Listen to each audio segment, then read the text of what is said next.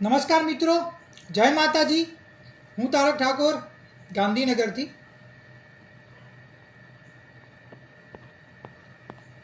આજે આપણે લાઈવમાં જોડાવા માટેનો મેસેજ કરેલો થોડી વાર પહેલાં. એવું કોઈ પ્લેન હતું નહીં લાઈવ પર આવવાનું, પણ જોડાવવું પડ્યું કારણ કે એક કહી શકાય કે એક ભૂકંપ આવી ગયો હતો. એવો ભૂકંપ કે જેને આપણા સમાજના લોકો જે ઘેરી નિંદ્રામાં હતા એમને જગાવી દીધો હશે, યા તો કદાચ જાગવા માટે મજબૂર થયા હશે.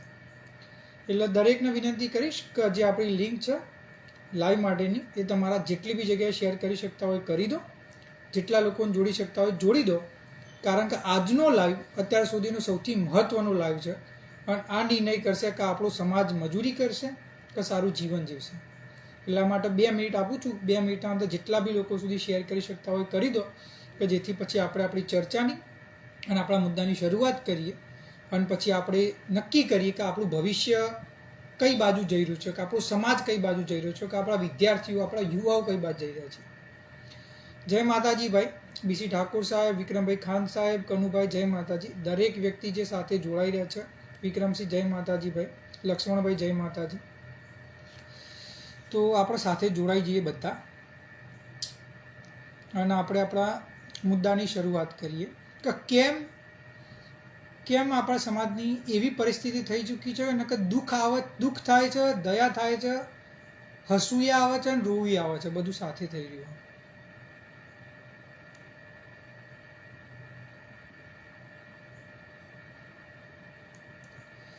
તો સૌથી પહેલાં આપણે આ મુદ્દાની શરૂઆત જે કરીશું,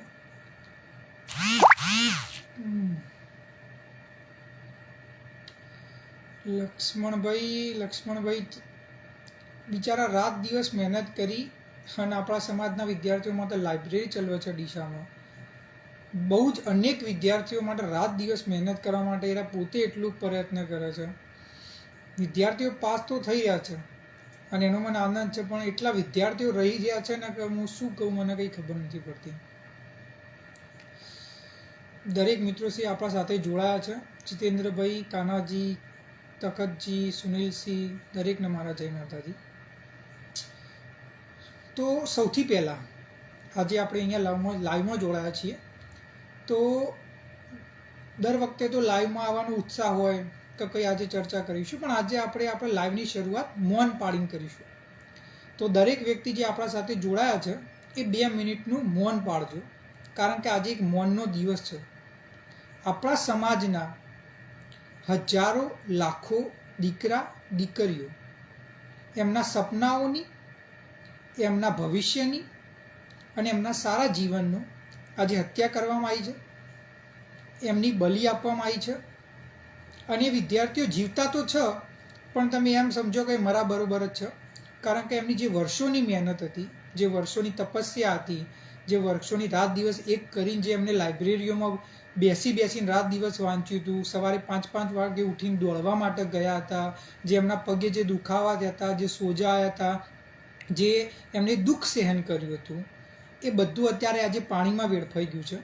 અને બધા જ લોકો આજે જીવતા હોવા છતાં મૃત સમાન છે, કારણ કે આપણા સમાજના લોકો આપણે આપણા બાળકો માટે ઊભા ના રહી શક્યા, આપણે વર્ગીકરણ ના કરાવી શક્યા, એટલા માટે આજે જીવતા હોવા છતાં મૃત સમાન છે. એમના સપનાઓનું આજે મૃત્યુ થયું છે. અને આપણા દ્વારા આપણા જ સમાજના જે દીકરા દીકરીઓ હતા, જે યુવા છે, જેમને આખું જીવન જીવવાનું બાકી છે, આપણે એમની બલિ ચડાવી દીધી છે. અને એટલા માટે આજે હું આખા સમાજની જે નિષ્ફળતા છે એ નિષ્ફળતા બતાવવા માટે આજે દરેક યુવાઓ કે જેનું આપણે જીવન આજે પતિજીવ કહેવાય, કે જેમને આપણે એના સપનાઓનું આપણે મૃત્યુ કર્યું છે, એના માટે આજે હું મૌન પાળવા માગું છું. અને દરેક વ્યક્તિ એના અંદર જોડાય તેમને પ્રાર્થના કરું છું, કારણ કે આપણા સમાજ માટે દુઃખની જ વસ્તુ છે. ભલે જે લોકો પાસ થયા હશે એ અત્યારે ખુશીઓ મનાવતા હશે, સારી વસ્તુ છે, પણ મોટાભાગના લોકો માટે તો આ દુઃખની જ વસ્તુ છે. અને એટલા માટે હું મૌન પાળવા માગું છું.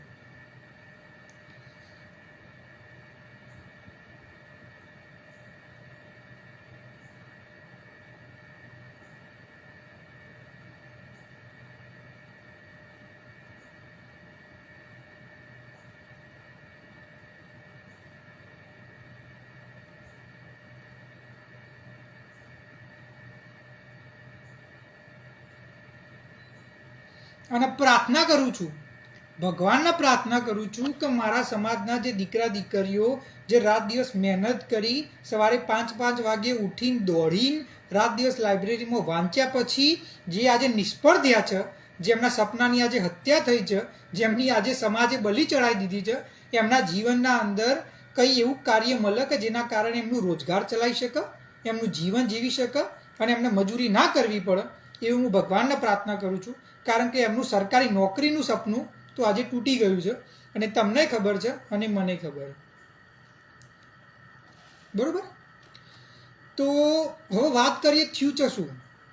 મેં થોડા સમય પહેલાં એક વિડીયો બનાવ્યો હતો અને મેં એના અંદર કહ્યું હતું, એ વિડીયો હશે તો હું તમને પોસ્ટ કરીને પાછો મૂકી દઈશ. મેં એના અંદર કહ્યું હતું કે જ્યારે કોન્સ્ટેબલની પરીક્ષાનું પરિણામ આવશે ત્યારે આપણા સમાજના જેટલા વિદ્યાર્થીઓ પાસ થશે એના કરતાં અનેક ગણા વિદ્યાર્થીઓ નપાસ થશે, નિષ્ફળ થશે, એમના સપનાની, એમના ભવિષ્યની, એમના સારા જીવનની હત્યા થશે અને કંઈ કરવાના લાયક નહીં રહે. કારણ કે જે રાત દિવસ મહેનત કરી, જાગી, સવારે વહેલા ઉઠીને તપસ્યા કરી હતી, એમનું ફળ સ્વરૂપે એમને શૂન્ય મળશે. એમને શૂન્ય મળશે. આ મેં વાત કરી હતી અને મને બહુ દુઃખ થાય છે કે મારી વાત સાચી થઈ રહી છે. અને મેં આવી વાત કેમ કહી હતી? હું નકારાત્મક વ્યક્તિ નથી, હું બહુ સકારાત્મક વ્યક્તિ છું, બહુ પ્રેક્ટિકલ વ્યક્તિ છું. મેં આવી વાત કેમ કહી હતી કે આવું થશે? મેં એટલા માટે કહી હતી કે મેં રાત દિવસ મહેનત કરી હતી, મેં રાત દિવસ વાંચ્યું હતું, મેં મારું બધું સાઈડમાં મૂકીને ખાલી ડેપ્યુટી કલેક્ટર બનવા માટે રાત દિવસ મહેનત કરી હતી. એના પછી પણ હું ડેપ્યુટી કલેક્ટરની ક્લાસ 1-2ની પરીક્ષામાં, મુખ્ય પરીક્ષામાં 6 માર્ક્સથી રહી ગયો હતો. અને ત્યારે મને દુઃખ થયું હતું, ત્યારે મને ધક્કો લાગ્યો હતો, ત્યારે મને થયું હતું કે મેં કેમ આટલી બધી રાત દિવસ મહેનત કરી, આટલું બધું વાંચ્યું, આટલી બધી તપસ્યા કરી, તો પણ હું ના સફળ થઈ શક્યો, તો પણ હું એક અધિકારી બની મારા સમાજની અને મારા જેટલા બી લોકો હતા જરૂરિયાતવાળા એમની સેવા ના કરી શક્યો. ત્યારે મને બહુ જ દુઃખ થયું હતું, ત્યારે મારા જીવન અંધકારમાં જતો રહ્યો. અને જે મારા જોડે થયું એ બીજા કોઈના જોડે ના થાય. મારા સમાજના જે દીકરા દીકરીઓ જે રાત દિવસ મહેનત કરી રહ્યા છે, રાત દિવસ જોયા વગર મહેનત કરી રહ્યા છે, એમના જોડે આવું ના થાય એટલા માટે મેં મારી બધી જ વસ્તુ, મારી નોકરી હોય, મારી બધી જ વસ્તુ સાઈડમાં મૂકી દીધી અને હું ખાલી અને ખાલી ગુજરાતભરમાં ઓબીસી અનામત વર્ગીકરણ માટે અત્યારે હાલ ચળવળ જન આંદોલન ચલાવી રહ્યો છું. અને એના માટે ગુજરાતના ખૂણે ખૂણે જઈ રહ્યો છું. કેમ જઈ રહ્યો છું? કે જેથી મારું સપનું જે હતું ડેપ્યુટી કલેક્ટર બનાવવાનું, જે ના સપનું પૂરું થઈ શક્યું, હું સમાજ માટે જે કરવા માગતો હતો એક અધિકારી બનીને જે ના કરી શક્યો, જે મારા જીવનના સપના હતા એ તૂટી ગયા, અને એવું આપણા સમાજના બીજા દીકરા દીકરીઓ જોડે ના થાય એટલા માટે મેં વર્ગીકરણની ચળવળ ચડી હતી. અને એટલા માટે હું છેલ્લા 12-14 મહિનાથી આ રાત દિવસ વર્ગીકરણની વાત કરી રહ્યો છું. અને મને શરમ આવે છે કહેતા કે આપણા સમાજના લોકો આ વસ્તુ ના સમજી શક્યા, જેના કારણે આજે આપણા સમાજના લાખો હજારો વિદ્યાર્થીઓનું સપનાઓ આજે એમનું મૃત્યુ થઈ ગયું અને આપણે કાયદેસર એમની બલી ચડાવી દીધી. એ તમને જીવતા જોવા મળશે, પણ આવતા 2 મહિના સુધી એમના મોઢા પર તમને હાસ્ય જોવા નહીં મળે, કારણ કે એમને ખબર જ નહીં પડે શું કરવું. બરોબર. અને આ જવાબદારી આપણી જ છે. બરોબર. કોન્સ્ટેબલની પરીક્ષામાં 12,000 કોન્સ્ટેબલની જગ્યાઓ હતી. જનરલ એટલે બિન અનામત વર્ગ 120.50 marks cut off, OBC 109.75 marks, EWS આર્થિક રીતે તમે એમ કહી શકો જે નબળા વર્ગ છે એમનું કટ ઓફ 94.50 માર્ક્સ. ધ્યાનથી સાંભળો, જે વ્યક્તિઓને ખબર ના પડતી હોય ને અને જે સમજવા નથી માગતા એ ધ્યાનથી સાંભળો. આપણું કટ ઓફ, આપણો ઠાકોર, કોળી, દેવી પૂજક, રાવળ, વાદી, વાસફોડિયા, આવા મોચી, આવી નાની વિકાસથી વંચિત જ્ઞાતિઓનો દીકરો દીકરી 109.75 માર્ક્સે પાસ થાય છે. અને જે સમૃદ્ધ જ્ઞાતિઓ છે, જે સક્ષમ જ્ઞાતિઓ છે, જેમના જોડે બધી સગવડો છે, જેમના જોડે સારામાં સારી શૈક્ષણિક સંસ્થાઓ છે, જેમના જોડે માર્ગદર્શન આપવા માટે અધિકારીઓ છે, જેમના જોડે લાઇબ્રેરીઓ છે, એ લોકો 94.50 માર્ક્સે પાસ થઈ રહ્યા છે. આપણા કરતા 15 માર્ક્સ ઓછા માર્ક્સે આ વ્યક્તિ પાસ થાય છે. 15 માર્ક્સ એ ઓછા માર્ક્સે પાસ થાય છે. એમાં મને વાંધો નથી. મને વાંધો એ વસ્તુનો છે કે જો ઓબીસી અનામતમાં વર્ગીકરણ હોત ઓબીસીના 2 મેરિટ બન્યા હોત તો ઓબીસી અનામત વર્ગીકરણ પછી આપણા સમાજનું કટ ઓફ એ અત્યારે 109.75 છે, એના જગ્યાએ 85 હોત. 85 25 માર્ક્સ ઓછું કટ ઓફ હોત. અત્યારે હાલ જે છે એના કરતાં 25 માર્ક્સ ઓછું કટ ઓફ હોત. આપણા જે દીકરા દીકરીઓ હજારોની સંખ્યામાં નિષ્ફળ થયા એનું કારણ એમની તૈયારી નથી. એ આપણા સમાજની ભૂલ. આપણો સમાજ આજની તારીખના અંદર વાસ્તવિકતા સ્વીકારતો નથી, એની ભૂલ છે. આપણો સમાજ આજની તારીખના અંદર ખોટા માર્ગે દોરાયેલો છે, એની ભૂલ છે. આપણા આગેવાનો હોય, આપણા નેતા હોય કે આપણા સમાજના અનેક એવા લોકો હોય, મોટા ભાગે લોકો આપણા સાથે જોડાયા છે, પણ ઘણા એવા લોકો છે, એમાં ખાસ આગેવાનો નેતાઓ, આપણા સમાજના જેટલા આગેવાનો નેતાઓ હોય, ગમે તે પાર્ટીના હોય, પક્ષના કે વિપક્ષના હોય, એ બધા ધૃતરાષ્ટ્રની જેમ એમની આંખે પટ્ટી બાંધી દીધી છે અને કુંભકર્ણની જેમ ગહેરી નિંદ્રામાં જતા રહ્યા છે. એમને દેખાતું જ નથી કે આપણા સમાજના લોકો જોડે કેટલો અત્યાચાર થઈ રહ્યો છે. આયરા આગેવાનો, આ નેતાઓ, આ શિક્ષિત વર્ગના તમે કહી શકો વિદ્વાનો સ્ટેજ ઉપર ઊભા છે એટલે એમ કહેશે કે ભાઈ ઠાકોર સમાજના લોકોને તો ભણવું નથી, દીકરા દીકરીઓને ભણવા રસ નથી, દીકરા દીકરીઓને તો નાચવા ગાવામાં રસ છે, સોશિયલ મીડિયામાં રસ છે, બહાર જવામાં રસ નથી. હું એમ કહેવા માંગુ છું, આગેવાનો, આ નેતાઓ અને આ કહેવાતા વિદ્વાનોને શરમ આવી જોઈએ. આ લોકોને કાયદેસર શરમ આવી જોઈએ. અને શરમ એટલા માટે આવી જોઈએ કે તમે જે મેરિટની વાત કરી રહ્યા છો એ તદ્દન ખોટી છે. મને આજની તારીખના અંદર મારા મિત્ર માકનસિંહે મને કીધું, ચૌહાણ રાજેન્દ્રસિંહ લુણાવાડાનો આપણા સમાજનો દીકરો 108.50 માર્ક્સે નપાસ થયો. કેમ? કારણ કે ઓબીસીનું કટ ઓફ 109.75 હતું. ઓબીસીનું કટ ઓફ 109.75 હોવાના કારણે આપણો દીકરો 108.50 નપાસ થયો. એનું ભવિષ્ય, એનું સપનું, એની જેટલી કારકિર્દી હતી એ બધી તબાહ થઈ ગઈ. અને એના જવાબદારીની મહેનત નથી, એને મહેનત કરી હતી. એના જવાબદાર આપણા સમાજના આગેવાનો, આપણા નેતાઓ, આપણા કહેવાતા વિદ્વાનો અને કહેવાતા એ લોકો છે કે જ્યારે એમને અનામતની વાત કરીએ, જ્યારે એને સમાજ માટે ઊભું રહેવાની વાત કરીએ, સમાજ માટે બોલવાની વાત કરીએ, સમાજના સાચા મુદ્દા વિશે, અનામત વર્ગીકરણ વિશે બોલવાની વાત કરીએ, ત્યારે એમ કહે છે કે આપણા દીકરીઓ ભણતા નથી, આપણા દીકરીઓ વાંચતા નથી, એ લાઇબ્રેરીમાં જતા નથી.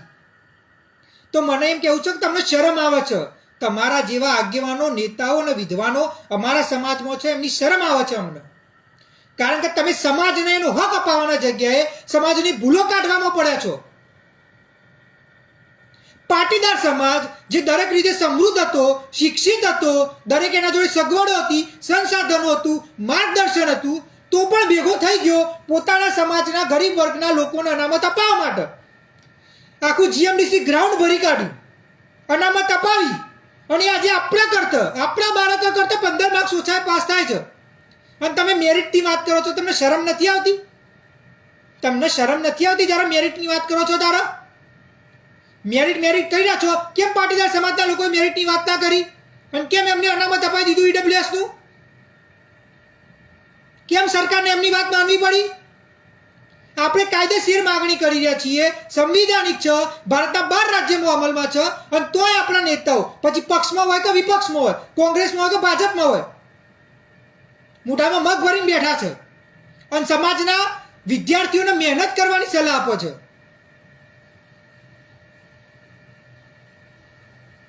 તમે તમારો ફરજ નિભાવ્યો? ઓબીસી અનામત વર્ગીકરણ વિશે કંઈ બોલ્યા? એને અમલમાં લાવવા માટે તમે કંઈ કર્યું? એના માટે તમે મહેનત કરી? તમારે કંઈ કરવું નથી અને સમાજના દીકરા દીકરીઓની ભૂલો કાઢી રહ્યા છો. અને તમે જે કંઈ કામ નથી કરતા, તમારી જે અક્ષમતાઓ છે એને છુપાડી રહ્યા છો એના પાછળ તમે. અને હું સમાજના લોકોને કહેવા માંગુ છું, જેટલા બી સમાજના દીકરા દીકરીઓ હોય, જે પરીક્ષાની તૈયારી કરતા હોય, જે સારી કોલેજમાં એડમિશન લેવા માંગતા હોય, હું તમને ચોખ્ખું કહી રહ્યો છું. અને તમારા માતા પિતાને, જો તમે અનામત વર્ગીકરણ માટે બહાર નહીં આવો, જન આંદોલન નહીં કરો, તમે તમારા દીકરા દીકરીઓની માંગણી માટે નહીં આવો બહાર, તો કાલે મજૂરી કરતા જ જોવા મળશે. ખાલી લાઇબ્રેરીમાં બેસી રહેવાથી, સવારે ઉઠીને 5 વાગે દોડવાથી, રાત દિવસ એક કરવાથી પરિણામ નથી મળતું. અને આ પરિણામ જે આવ્યું કોન્સ્ટેબલનું, એનું એ તમે જોઈ શકો છો. 108 માર્ક્સ લાવેલો વ્યક્તિ નિષ્ફળ થાય છે અને 95 માર્ક્સ લાવેલો વ્યક્તિ પાસ થઈ રહ્યો છે, તો આમાં મેરિટ કઈ જગ્યાથી આવ્યું? આમાં મેરિટ કઈ જગ્યાએ આવે? આમાં મેરિટને શું લેવા દેવા? આ અનામતની નીતિ ખોટી હોવાના કારણે આ થઈ રહ્યું છે. અનામતની નીતિ ખોટી હોવાના કારણે આપણા બાળકો, દીકરા દીકરીઓ વાંચ્યા પછી નિષ્ફળ થાય છે, એમના સપના તૂટી જાય છે, એમની હત્યા થાય છે, અને એમના જવાબદાર તમે અને હું છીએ, આપણો સમાજ છે. અને એના માટે આપણા દીકરા દીકરીઓ આપણે કદી માફ નહીં કરે, એટલું યાદ રાખજો. શરમ આવી જુઓ. દરેક વ્યક્તિ કે જે અનામત વર્ગીકરણ કરાવવાની જગ્યાએ મહેનત કરવાની, વાંચવાની, મેરિટની વાતો કરે છે, અને શરમ આવી જોઈએ. દીકરા દીકરીઓ વાંચી નિષ્ફળ થાય છે. 109 કટ ઓફ હોય, 109 કટ ઓફ હોય, અને કોઈ દીકરો 108.75 માર્ક્સ લાવ્યો, તો કઈ રીતે એને મહેનત નથી કરી? કઈ રીતે એને રાત દિવસ એક નથી કર્યું? કઈ રીતે એનો સવારે 5 વાગે ઉઠીને ઠંડીમાં દોડવા નતો ગયો? બસ ફાલતુની વાતો કરીને સમાજને ખોટા રાતે દોરી રહ્યા છો.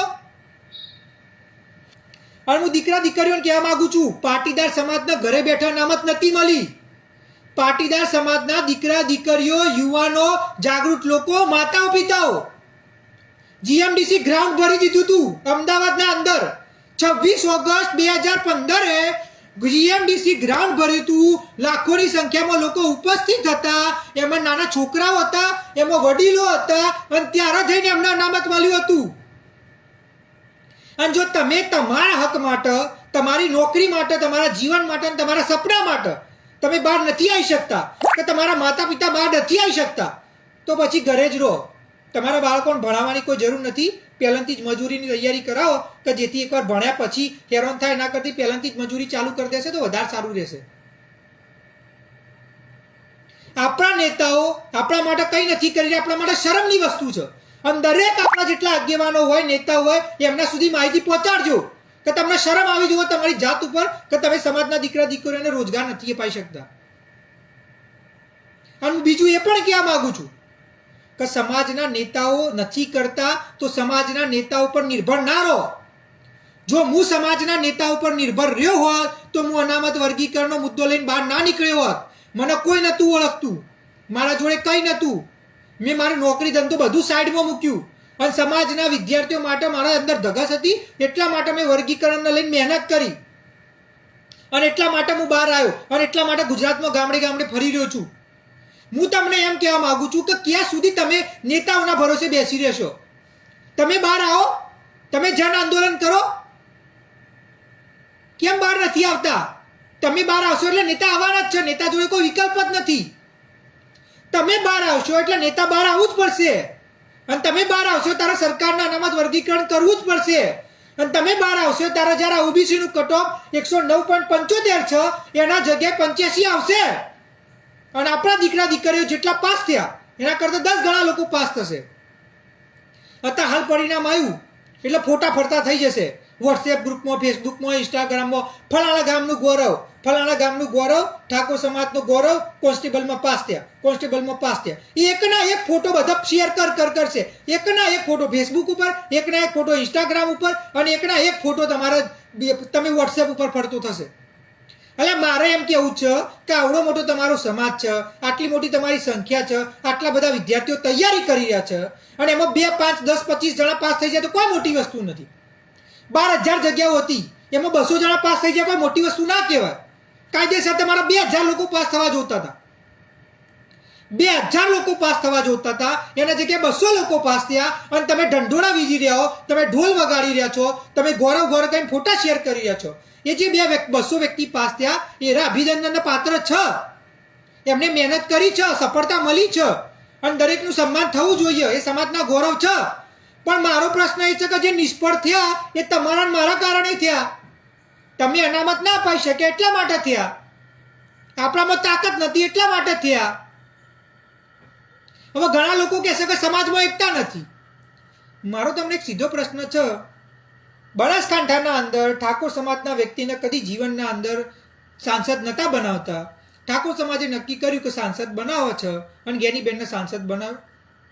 હું એમ કહેવા માગું છું કે તમે એક સાંસદ બનાવવા માટે જો આટલી એકતા કરી શકતા હોય તો તમે હજારો કોન્સ્ટેબલ, તલાટી, clerk, PSI, DYSP, deputy collector, class 1 અધિકારી, ખેતી વિભાગ, સિંચાઈ, આના માટે કેમ એકતા ના બતાવી શકો? કેમ ના બતાવી શકો? મારો પ્રશ્ન છે તમને, કેમ ના બતાવી શકો? મને શરમ આવે છે ઘણી વાર કે આપણે કેવી પરિસ્થિતિમાં આવી રહ્યા છીએ કે આપણે પોતાની જાતના ક્ષત્રિય તો કહીએ છીએ. એક સમયે આપણે આપણા જેટલા બી સમાજના અંદર જ્ઞાતિઓ હતી એમની રક્ષા કરવા માટે લડતા હતા, અને આજે આપણે આપણા દીકરા દીકરીઓના ભવિષ્ય માટે, સપનાઓ માટે લડવા તૈયાર નથી. શરમ આવી જોઈએ આપણને, બધાને શરમ આવી જોઈએ. આપણા નેતાઓને શરમ આવી જોઈએ, આપણા આગેવાનોને શરમ આવી જોઈએ, અને આપણા દરેક વ્યક્તિઓને શરમ આવી જોઈએ. અને હું યુવાઓને એક જ વસ્તુ કહેવા માંગુ છું કે દુનિયામાં કોઈ સૌથી મોટી તાકાત હોય ને તો યુવાઓની હોય. યુવાઓ જોડે જે તાકાત હોય, જે હિંમત હોય, જે ઉર્જા હોય, જે સ્ફૂર્તિ હોય, જે સપનાઓ હોય, એ કોઈના જોડે ના હોય. જો તમારા સપના તૂટ્યા છે તો એમને સરખા કરવાની જવાબદારી તમારી જ છે. કોઈ નેતા તમારા ઘેર આવશે, તમને નોકરી અપાઈ દેશે, આંદોલન કરશે, તમને અનામત અપાઈ દેશે, તો તમે ભ્રમમાં જીવી રહ્યા છો. આ મુદ્દાની શરૂઆત મેં એટલા માટે કરી કારણ કે હું પોતે આ ભોગવી ચૂક્યો છું. નહીં તો હું પોતે અત્યારે કોઈ ક્લાસ 1 2 અધિકારી હોત. અને આ તમારા જોડે ના થાય એટલા માટે હું છેલ્લા 12 મહિનાથી મથી રહ્યો છું. પણ જો તમે હજી મહેનત નહીં કરી શકો, હજી બહાર નહીં આવો અને ઘરે જ બેસી રહેશો, અને ઘરે ઘરે બેઠા બેઠા વોટ્સએપ, ફેસબુક, ઇન્સ્ટાગ્રામ પર મેસેજ જ કરશો કે ભાઈ EWS નું કટ ઓફ તો ઓછું આવ્યું, OBC નું વધારે આવી ગયું, હવે શું કરીએ? કંઈ નહીં થાય, કંઈ જ નહીં થાય. આના પછીની ભરતીઓ તલાટીમાં યાદ થશે, PSIમાં યાદ થશે, અને આના પછી આવનારી દરેક ભરતીઓમાં યાદ થશે, અને તમે કંઈ જ નહીં ઉખાડી શકો, તમે કંઈ જ નહીં કરી શકો, અને તમે ખાલી ઘરે બેસી રહેશો.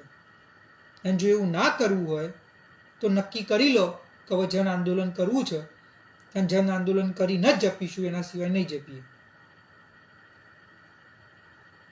26 ઓગસ્ટ 2015 GMDC ગ્રાઉન્ડ ભર્યું હતું પાટીદાર સમાજે. 26 ઓગસ્ટ 2015 એ જે 10 લાખ લોકો ભેગા થઈ ગયા ને, એના કારણે એમના સમાજના દીકરા દીકરીઓ આજની તારીખના અંદર એક સારું ભવિષ્ય જીવી રહ્યા છે, એમને નોકરી મળી રહી છે, અને સારું જીવન જીવી રહ્યા છે. અને આપણે નથી કરી શક્યા, એના કારણે આપણા દીકરા દીકરીઓ હેરાન થઈ રહ્યા છે. અનામત વર્ગીકરણ હશે તો આપણું કટ ઓફ 109.75 ની જગ્યાએ 85 હશે, 25 માર્ક્સ ઓછા હશે, 20 માર્ક્સ ઓછા હશે. કેટલા લોકો નોકરી લાગશે? કોન્સ્ટેબલ તમે એક બનો ને, તમારો પગાર કેટલો હોય, તમને માન સન્માન કેટલું મળે, તમારી આવનારી પેઢીનું ભવિષ્ય સુધરી જાય, તમારા ગામડાના દીકરા દીકરીઓ તમને જોઈને પ્રેરણા લે, તમારા સમાજના અંદર તમે ન્યાય અપાઈ શકો, અન્યાય રોકી શકો. થોડું તો વિચાર કરો, ક્યાં સુધી આપણે આવા રહીશું? અને હું તમને છાતી ઠોકીને કહું છું, આજે પરિણામ આવ્યું ને, એમાં OBCની દરેક જ્ઞાતિ જોડે અન્યાય નહીં થયો. OBCની જે સમૃદ્ધ જ્ઞાતિઓ છે ને, એ તો મોટા ભાગના એમના વિદ્યાર્થીઓ જોડે બધી સગવડ છે. એ જનરલ કેટેગરીના મેરિટમાં પાસ થઈ ગયા, અને એના પછી OBCની જે સીટો હતી એ એમને મોટા ભાગે ભરી લીધી. એટલે આપણા સમાજના તો ઘણા ગોઠ્યા લોકો કોન્સ્ટેબલમાં પાસ થયા છે, જેનો આપણે ઢંઢેરો પીટીશું, ઢોલ નગારા વગાડીશું. પણ કાયદેસર બહુ બધા લોકો છે જે નિષ્ફળ થયા છે. અને OBCની જે સમૃદ્ધ જ્ઞાતિઓ છે ને, એમના બાળકો તો જનરલમાં પાસ થઈ ગયા, અને OBCમાં બધી સીટો ભરી દીધી. એટલે આપણા માટે કંઈ જ નહીં વધ્યું. જો આ જ OBCની સમૃદ્ધ જ્ઞાતિઓ અલગ જતી રહેશે વર્ગીકરણ થયા પછી, તો આપણા દીકરીઓનું કટ ઓફ 20 માર્ક્સ, દીકરા દીકરીઓનું કટ ઓફ 20 માર્ક્સ ઓછું આવશે. અને જો 20 માર્ક્સ કટ ઓફ ઓછું આવશે તો આપણા હજારોની સંખ્યામાં લોકો પાસ થશે. જો ભાઈ, હું મહેનત કરવાનો છું, આ વિષય પર મેં અભ્યાસ કર્યો છે, વિશ્લેષણ કર્યું છે, રાત દિવસ એક કર્યો છે, અને હું મહેનત ચાલુ રાખી. અને હું દરેક વ્યક્તિને આજે જે આ લાઈવ જોઈ રહ્યા છે એક જ વિનંતી કરીશ કે જેટલા લોકો હજી એક તમે કુંભકર્ણને જેમ ગહેરી નિંદ્રામાં છે ને ત્યાં સુધી આ લાઈવ પહોંચાડી દો, અને એમને સમજાવી દો કે હવે જો તમે આ જે સમાજના ખોટા માર્ગે, હું તમને એક બીજું મારે કહેવું ના જોઈએ પણ કહી રહ્યો છું, હવે કોઈ પણ સ્ટેજ ઉપરથી આપણા સમાજનો આગેવાન નેતા કે કોઈ બી આ વિદ્વાનો એમ કહે ને કે આપણા સમાજના દીકરાઓ મહેનત નહીં કરતા, કે વાંચતા નથી, કે ભણતા નથી, તો એ સમયે એમને એ વખતે ત્યાં આગળ ના પાડી દેજો કે સાહેબ આજ પછી આવું બોલતા નહીં. તમે જ અમારા સમાજના દીકરા દીકરીઓને આવી રીતે બોલી બોલી નાસીપાસ કરી નાખ્યા છે. અમારા દીકરા દીકરીઓ ભણી જ રહ્યા છે, અને એને તમે તમારા જેવા વ્યક્તિઓ એમને અનામત નથી અપાઈ શકતા, એના કારણે નિષ્ફળ જઈ રહ્યા છે. એટલે આજ પછી મેરિટની, મહેનતની, વાંચવાની વાત ના કરતા, કારણ કે તમને શોભા નથી આપતી. અને બીજી વસ્તુ, આજે હું તારક ઠાકોર છાતી ઠોકી તમને વચન આપી રહ્યો છું, તમને વચન આપી રહ્યો છું. જીએમડીસી ગ્રાઉન્ડ ભરવાની તાકાત હોય તો આવી જજો. તમે જે કોઈ તારીખ, તમે જે કોઈ સમય, હું આવી જઈશ. અને એ દિવસે મારી ગેરંટી એ તમને કે ગુજરાતનું ઓબીસી અનામત વર્ગીકરણ અમલમાં હશે. અને જો ના કરી શકતા હોય તો પછી વોટ્સઅપ ઉપર, ફેસબુક ને ઇન્સ્ટાગ્રામ ઉપર પોસ્ટ મૂકી અને તમારો મારો સમય ના બગાડતા. કારણ કે પોસ્ટો મૂકવાથી ના સરકાર જાગશે, ના સમાજ જાગશે, ના અનામત મળશે, ના કંઈ ફાયદો થશે. જો અનામત લેવી હોય, દીકરા દીકરીઓને શિક્ષા રોજગાર અપાવવું હોય તો જીએમડીસી ભરવાની તૈયારી રાખજો. તમે કહો સમય, તમે કહો દિવસ, ક્યારે આવું છે તમારે, હું ત્યાં આગળ સવારથી આવીને ઊભો રહી જઈશ અને કોઈ નહીં જાય એના પછી હું છેલ્લો જઈશ અને વર્ગીકરણ અમલમાં લાવીને જ જઈશ. 10 લાખ લોકોને આપણા સાથે જોડવાના છીએ. 10 લાખ લોકોને, જેટલા લોકો હોય દરેકને 10 લાખ લોકોને આપણા સાથે જોડો.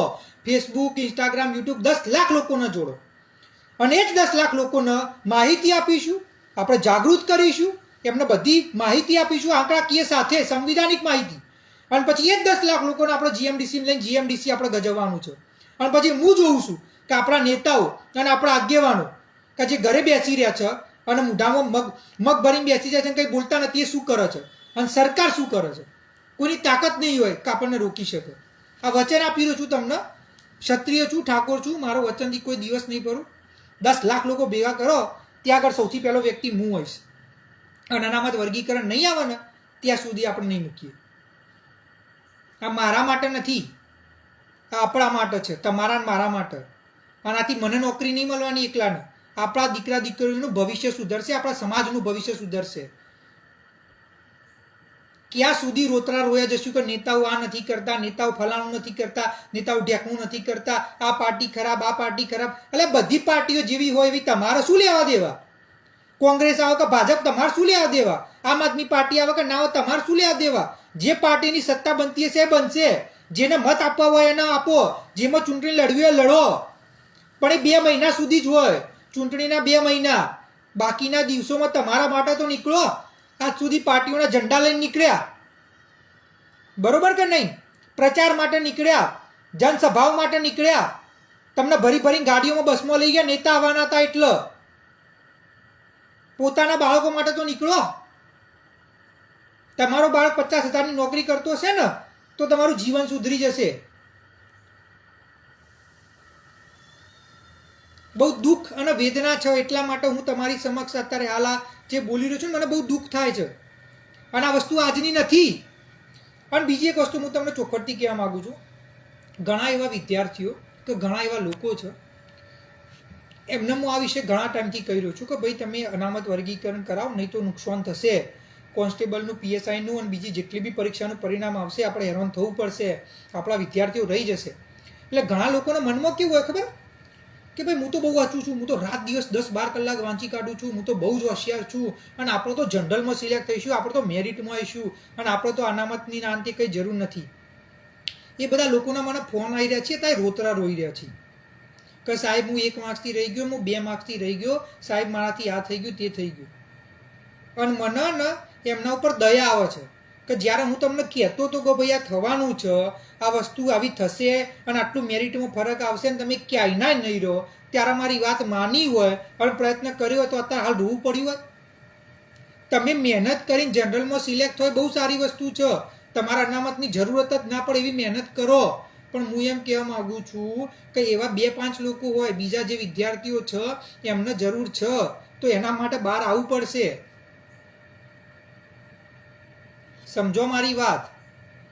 અનામત એ આપણો હક છે, આપણો અધિકાર છે. એ આપણને કોઈ ભીખ નહીં આપી રહ્યું, કઈ દયાદાનની વસ્તુ નથી.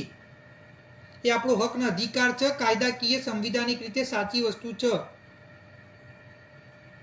સંવિધાનના ઘડવૈયા બાબા સાહેબ આંબેડકરે આપણા જેવી જ્ઞાતિઓના વિકાસ માટે આપ્યું હતું. તો અનામત લેવામાં કંઈ ખોટું નથી, એ આપણો હક છે, બરોબર? એટલે સમજો આ વસ્તુ. અને બીજી વસ્તુ કહેવા માંગુ છું, મને અનેક વિદ્યાર્થીઓના ફોન આવી ગયા છે, મને ખબર હજી અઢળક લોકોના ફોન આવશે. હું કંઈ નહીં કરી શકવાનો ભાઈ, આવા રિઝલ્ટ બદલાઈ નહીં જવાનું. કોન્સ્ટેબલનું રિઝલ્ટ આ જ રહેશે. આવનારી પરીક્ષામાં આવું ના કરવું હોય આવનારી પરીક્ષામાં આપણું રિઝલ્ટ 20 માર્ક્સ ઓછું લાવવું હોય તો વર્ગીકરણ કરાવવું પડશે. જો વર્ગીકરણ થશે તો મારી છાતી ઠોકીને ગેરંટી છે તમને કે આપણું મેરિટ હાલ જેટલું આવ્યું એનાથી 20 માર્ક્સ ઓછું હશે. તો કરાવું ના કરાવું તમારી જવાબદારી. અને જે વિદ્યાર્થીઓ હોય, જે યુવા હોય, તમારા બહાર નીકળવું પડશે. ઘરે બેઠા બેઠા કંઈ નહીં થાય, બરોબર? ગાંધીનગર આવવાની તૈયારી હોય, જીએમડીસી ગ્રાઉન્ડ ભરવાની તૈયારી હોય તો જ તૈયારી કરો, નહીં તો પછી વાંચ્યા પછી એ મજૂરી કરશો એના કરતી તો હું સલાહ આપે પહેલાંથી મજૂરી કરો. ખોટો સમય વાંચવામાં ખર્ચા કરશો, ક્લાસીસના રહેવા ખાવા પીવાના, ખોટી આશા બંધાઈ જશે કે ભાઈ કાલે અધિકારી બનીશું, પછી નિષ્ફળ થશો અને હેરાન થશો, એના કરતી પહેલાંથી મજૂરી ચાલુ કરી દો. અને જો નોકરી લેવી જ હોય તો પછી જન આંદોલન માટે જોડાઈ જાઓ.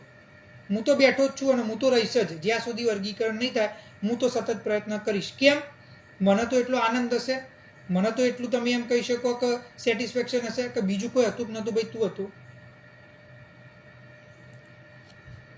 આજની તારીખમાં 109.75 જે ઓબીસીનું કટ ઓફ આવ્યું એ અને 85 માર્ક્સ કે જે વર્ગીકરણ પછી કટ ઓફ આવત એ, એમાં આપણા સમાજના નહીં તો 2000 કરતાં વધારે વિદ્યાર્થીઓ, દીકરા દીકરીઓ રહી ગયા. એમના સપનાની હત્યા થઈ ગઈ, એમની બલી ચડી ગઈ, એ જીવતા જીવત મરી ગયા. અને એટલા માટે મેં આની શરૂઆતમાં મૌન કર્યું હતું. અને હવે તમને એક જ વસ્તુ કહીશ, હું કરવા માટે તૈયાર છું. બધી જ મારા જોડે જે પણ માહિતી જોઈએ અવેલેબલ છે. અને કોઈ પણ વ્યક્તિ હોય, કોન્સ્ટેબલ હશે કે કલેક્ટર હશે, સરપંચ હશે કે સાંસદ હશે, મંત્રી હશે કે મુખ્યમંત્રી હશે, દરેકના જોડે વાત કરવાની, આ મુદ્દા વિશે ચર્ચા કરવાની અને આ મુદ્દાને અમલમાં લાવવા માટે, એમને મનાવવા માટેની, તેમને મજબૂર કરવાની જવાબદારી મારી. તમે ગમે તેના આગળ મને બેસાડી દેશો ને, હું એને જવાબ આપે અને હું એના સાથે વાત કરી અને એ વસ્તુ કરાવીને રહે. પણ મારા એકલાથી નહીં થાય. વાત હું કરે પણ મારા જોડે મારા લાખો લોકો જોઈશે. જો એ હશે તો કંઈ થશે. હાર્દિક પટેલ એક યુવા નીકળ્યો, પાટીદાર સમાજ આખો ભેગો થયો, સંવિધાનમાં સંશોધન થયું, 10% અનામત આપી, આજે એમના દીકરા દીકરીઓ આપણા કરતાં ઓછા માર્ક્સે પાસ થઈ રહ્યા છે. તમને હું હજી કહી રહ્યો છું, ક્યાં સુધી પોતાની જાતની ભૂલો કાઢતા રહેશો કે ક્યાં સુધી એમ વિચારતા રહેશો કે અમે મહેનત નથી કરી? મહેનત કર્યા પછી તમે નિષ્ફળ જ થવાનો છો, કારણ કે અનામતની નીતિ ખોટી છે. અને આ તો શરૂઆત છે. હજી હું તમને કહેવા માગું છું, કોન્સ્ટેબલના રિઝલ્ટ એ ખાલી શરૂઆત છે. ઘણા એવા વિદ્યાર્થીઓ છે જે એવું સમજશે કે કોન્સ્ટેબલનું પરિણામ આવી ગયું, 1-2 માર્ક્સથી રહી ગયા, વાંધો નહીં, હવે તલાટીની તૈયારી ચાલુ કરી દઈએ, હવે બીજી કોઈ ડીવાયએસઓ એસટીઆઈની તૈયારી ચાલુ કરી દઈએ, એના અંદર પાસ થઈ જશું, આપણે આ બધી વસ્તુમાં કંઈ પડવા જેવું નથી. તો તમે તમારા જીવનની સૌથી મોટી ભૂલ કરી રહ્યા છો. એવું રોશો કે તમને રોવા માટે તમે બંધ કરાવવાવાળું કોઈ નહીં હોય. રાત દિવસ મહેનત કરો, હું તમારી સાથે છું. ભણવામાં કોઈ બી પ્રશ્ન હોય તો મને પૂછો, હું જવાબ આપીશ. પણ જો તમે એવું સમજતા હોય કે વર્ગીકરણ નહીં થાય અને તો પણ આપણા સમાજનો ઉદ્ધાર થઈ જશે અને લોકો નોકરી લાગી જશે અને ઘેર જાગૃતિ આવી જશે અને ઘેર લોકો સુખી થઈ જશે, તો આના જેવું મોટું ભ્રમ કોઈ નથી. એટલા માટે કહું છું કે આવનારી પરીક્ષામાં આવું ના થાય અને મજૂરી કરવા મજબૂર ના થવું પડે. એટલા માટે ઓબીસી અનામત વર્ગીકરણ જ એક વિકલ્પ છે. જીએમડીસી ભરવાની તૈયારી હોય તો મારો સંપર્ક કરજો. 10 લાખ લોકોને આપણા ફેસબુક, ઇન્સ્ટાગ્રામ, યુટ્યુબ સાથે જોડો. ફેસબુકના અંદર લોકોને તમે 1,000 લોકોને, તમે એક વ્યક્તિ, જે લોકો જેટલા પણ લોકો આપણા ફેસબુક સાથે જોડાયેલા છે એ દરેક વ્યક્તિ ખાલી 1 મિનિટનો સદુપયોગ કરીને 1,000 લોકોને આપણા ફેસબુક સાથે જોડી શકે છે. વિડીયો મૂકેલો છે, જોઈ લો અને જોડો. સંખ્યા હશે તો સરકાર ઝૂકવું પડશે અને સરકાર અમલમાં મૂકશે. સંખ્યા નહીં હોય તો તમે હું કંઈ પણ કરી લઈશું, ગમે તેટલા ફાંકા ફોજદારી કરી લઈશું કે સૌથી મોટો સમાજ, સૌથી વધારે સંખ્યા, આટલા એમએલએ, આટલા સાંસદ, કંઈ નહીં થાય. અને આપણા એમએલએ, ધારાસભ્ય, સાંસદ સભ્યને હું એક વસ્તુ કહેવા માગું છું કે સાહેબ બહુ થઈ ગયું. હવે તમે ગમે તે પાર્ટીના હોય, પક્ષના કે વિપક્ષના, સમાજને બહુ સલાહો આપી દીધી કે ભણો, વાંચો, આ કરો, તે કરો, નથી ભણતા. હવે મારે તમારી સલાહ નહીં જોઈતી અને હવે કોઈ પણ વ્યક્તિની સલાહ લેવાની નહીં, નેતાઓની. તમારે સાથ આપવો છે કે નહીં એમ કહી દો. સાથ આપવો હોય તો ઓબીસી અનામત વર્ગીકરણ વિશે બોલવાનું ચાલુ કરી દો. નહીં તો કાલે સમાજને શું કરવું તમારી સાથે એ સમાજને ખબર જ છે. અને પછી એમ ના કહેતા કે સમાજે એમને ઘરે બેસાડી દીધા. બેસવું પડશે, બરોબર. તમારી પાર્ટી બીજા રાજ્યોમાં વર્ગીકરણ અમલમાં મૂકી શકે છે અને ગુજરાતના અંદર તમને સમસ્યાઓ આવી જાય છે. કેમ? અમને વિકાસ થવાનો અધિકાર નથી? તમારા બાળકોને સારું જીવન ના જોઈ શકે? અને જેટલા બી લોકો છે હું એમને એ પણ જણાવવા છું, વર્ગીકરણ એ ખાલી સરકારી નોકરી માટે નથી. વર્ગીકરણ કરવાથી દરેક 12મા પછી જે પણ કોલેજમાં એડમિશન હોય એ દરેક જગ્યા ઉપર અનામતમાં વર્ગીકરણ થવાના કારણે એ જે મેરિટ અટકે છે એડમિશન માટે એટલું 10%, 15% ઓછું અટકશે, 20% ઓછું અટકશે. અને આપણા બાળકો જે ડૉક્ટર બનવા માગે છે, જે એન્જિનિયર બનવા માગે છે, જે CA બનવા માગે છે, બની શકશે. આજની તારીખમાં આપણા ઘણા દીકરા દીકરીઓ છે કે જે MBBS કરવા માગે છે પણ એમને ગવર્મેન્ટ કોલેજમાં એડમિશન ના મળવાના કારણે એમને કોઈ પ્રાઇવેટ કે સેલ્ફ ફાઇનાન્સમાં જવું પડે છે. એનો વાર્ષિક ખર્ચો 9-9 લાખ રૂપિયા હોય છે. થોડા દિવસ પહેલાં હું લુણાવાડા ગયો હતો. ત્યાં આગળ મારા મિત્ર જેમની ત્યાં આગળ મિટિંગ રાખી હતી માકનસિંહ, એમને મને જણાવ્યું એક એમની ઓળખાણમાં એક છોકરો છે આપણા સમાજનો, એનો 1 માર્ક્સથી રહી ગયો. 1 માર્ક્સ જો એને આવી ગયો હોત તો એ ગવર્મેન્ટના અંદર MBBS કરો, એની 25,000 થી 50,000 રૂપિયા ફી હોત. એના જગ્યાએ એની પ્રાઇવેટમાં સેલ્ફ ફાઇનાન્સમાં કરવું પડ્યું. એની અત્યાર સુધીનો દર વર્ષે 9 થી 10 લાખ રૂપિયાનો ખર્ચો છે. એ જ્યારે MBBS કરશે ને 5 વર્ષનું ત્યારે એને 70-75 લાખ રૂપિયાનો ખર્ચો થશે. આમ આપણે 2-2, 5-5 રૂપિયાની ગણતરી કરીએ અને 75 લાખ રૂપિયા એક દીકરા દીકરી માટે ખર્ચવા પડે ખોટા, એમાં આપણને શરમ નથી આવતી?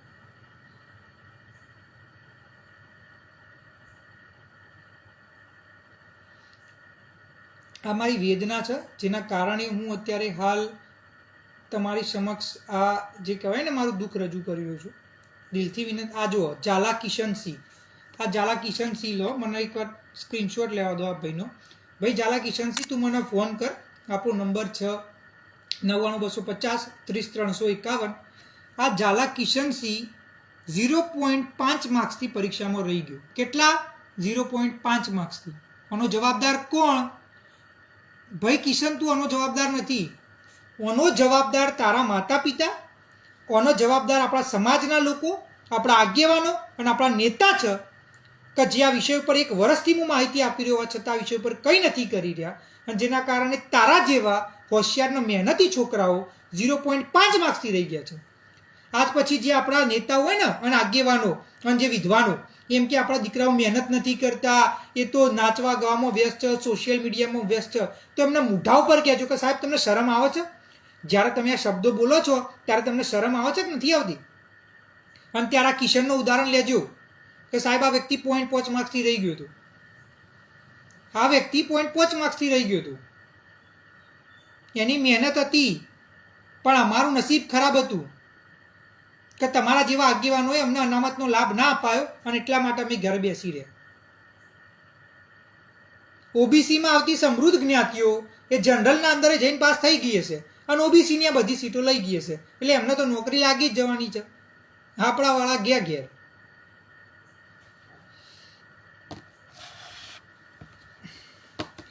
અંતે હું એક જ વસ્તુ કહીશ, આ ખાલી શરૂઆત છે. આ જે આજે થયું એ હજી અનેક વાર થઈ શકે છે. તલાટીમાંય થશે, PSIમાંય થશે, ક્લાસ 1-2માં થશે, DYSમાં થશે, મેડિકલમાં એડમિશન લેવા જશો તોય થશે, એન્જિનિયરિંગમાંય થશે, તમે કોઈ પણ જગ્યાએ નોકરી લેવા જશો તો પણ થશે. તમારા જોડે આ જ થઈ શકે છે.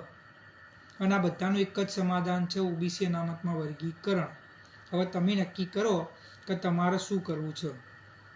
જો ફેસબુક, વોટ્સએપ, ઇન્સ્ટાગ્રામ ઉપર ખાલી મેસેજ જ કરવા હોય કે ભાઈ આ ખોટું થયું, આ થયું, ફલાણું થયું, ઢેકણું થયું, પાર્ટી, નેતા, આગેવાન, તો જય માતાજી. આમાં હું તમારું કંઈ નહીં કરી શકું. નેતાઓને કંઈ પણ ખરું ખોટું કહેશો કંઈ નહીં થાય. કોઈ પણ પાર્ટીને ખરું ખોટું કહેશો કંઈ નહીં થાય. ગમે તેટલા રાળા પાડીને મેસેજો કરશો કંઈ નહીં થાય. પરિવર્તન જોતો હોય 10 લાખ લોકોને આપણા સાથે જોડો, ઇન્વાઇટ કરો અને GMDC ભરવાની તારીખ, સમય મને આપો. ગઈ વખતે 26 જાન્યુઆરી 2016 GMDC ભર્યું હતું ઠાકોર સમાજે, મને યાદ છે તો 26 જાન્યુઆરી 2016 ઠાકોર સમાજ દ્વારા GMDC ગ્રાઉન્ડ ભરવામાં આવ્યું હતું. બરાબર? એ વખતે જો આ વસ્તુ થઈ ગઈ હોત તો આપણી તાસીર બદલી જાય. જે નથી થયું નથી થયું. હવે તૈયારી કરો. આજે 27 તારીખ છે, કદાચ 27 ઓગસ્ટ 2025.